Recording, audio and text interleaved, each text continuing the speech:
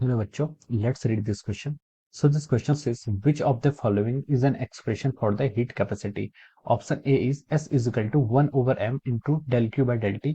Option B is S is equal to del Q by del T. Option C is S is equal to 1 over nu del Q by del T. And option D is our all of the above. Okay, तो चलिए अब हम इस question को start करते हैं। तो देखिए बच्चों, इस क्वेश्चन का की कॉन्सेप्ट आप क्या लिख सकते हैं। इस क्वेश्चन में आपसे पूछा गया है कि कौन सा एक्सप्रेशन यहाँ पर हीट कैपेसिटी के लिए हम क्या करते हैं, डिफाइन करते हैं। तो देखिए हम पहले सबसे पहले समझते हैं आपका हीट कैपेसिटी होता क्या है। What is the meaning of our heat capacity. तो देखिए हीट कैपेसिटी का मतलब होता है, हीट कैपेसिटी होता है आपका amount of heat which is required to change the temperature by 1 degree centigrade. जितनी आपको क्या करनी है, इतनी हीट जिससे आप क्या कर सकते किसी ऑब्जेक्ट को 1 डिग्री सेंटीग्रेड को क्या कर पाए, चेंज कर पाए, जिसको हम क्या बोलते हैं आपका हीट कैपेसिटी। तो हम इसकी डेफिनेशन को लिख सकते हैं, amount of amount of heat required by object, किसी ऑब्जेक्ट की amount of heat required by object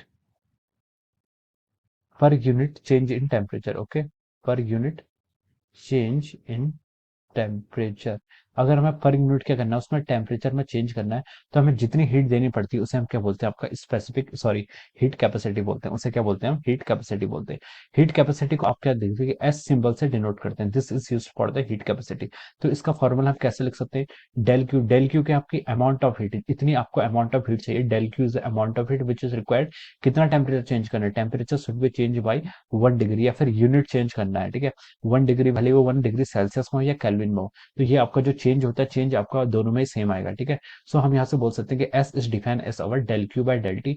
this is the definition for our heat capacity. ये आपकी क्या हो जाएगी, यहाँ से आपकी हीट कैपेसिटी की ये डेफिनेशन है, amount of heat required by object per unit change in temperature. और अगर हम यहाँ पर स्पेसिफिक हीट डिफाइन करते हैं, स्पेसिफिक हीट को सी से डिनोट करते हैं। स्पेसिफिक हीट को जो डिनोट करते हैं हम लिखते हैं, this is amount of heat which is required to raise the temperature of 1 gram of substance through 1 degree Celsius, या फिर 1 डिग्री। ठीक है, 1 डिग्री से जो आपका चेंज होता है, तो ये आपका क्या है, this is our specific heat, और ये आपका क्या है, हीट कैपेसिटी। हमसे यहाँ पर क्या पूछा है, हीट कैपेसिटी, तो हम यहाँ पर इस डेफिनेशन को यूज करेंगे।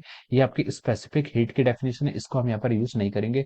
तो देखिए इसके करस्पॉन्डिंग जो आपको क्वेश्चन में ऑप्शन दिए हुए हैं, अगर हम यहाँ पर ऑप्शन मैच करें, तो ए ऑप्शन में आप देखिए आपको स्पेसिफिक हीट की डेफिनेशन दी हुई है, ये ए ऑप्शन आपका रॉन्ग हो जाएगा। ऑप्शन बी में देखिए आपको हीट कैपेसिटी की डेफिनेशन दी है, तो ऑप्शन बी क्या हो जाएगा, आपका ट्रू हो जाएगा। ऑप्शन सी में बोला है इसने 1 over nu del Q by del t. ठीक है, ये आपको मोलर स्पेसिफिक हीट दी हुई, ये भी आपका क्या हो जाएगा, रॉन्ग हो जाएगा। डी में उसने बोला कि ऑल ऑफ द अबव, ये भी आपका क्या हो जाएगा, रॉन्ग हो जाएगा। तो हम यहाँ से जो कंक्लूजन निकाल सकते हैं, we can say that option B is the right answer of this question. Option B is the correct answer of this question. Option B is correct. So option B will be the right answer of this question. Okay. So I hope you all understood this concept. All the best and thank you so much.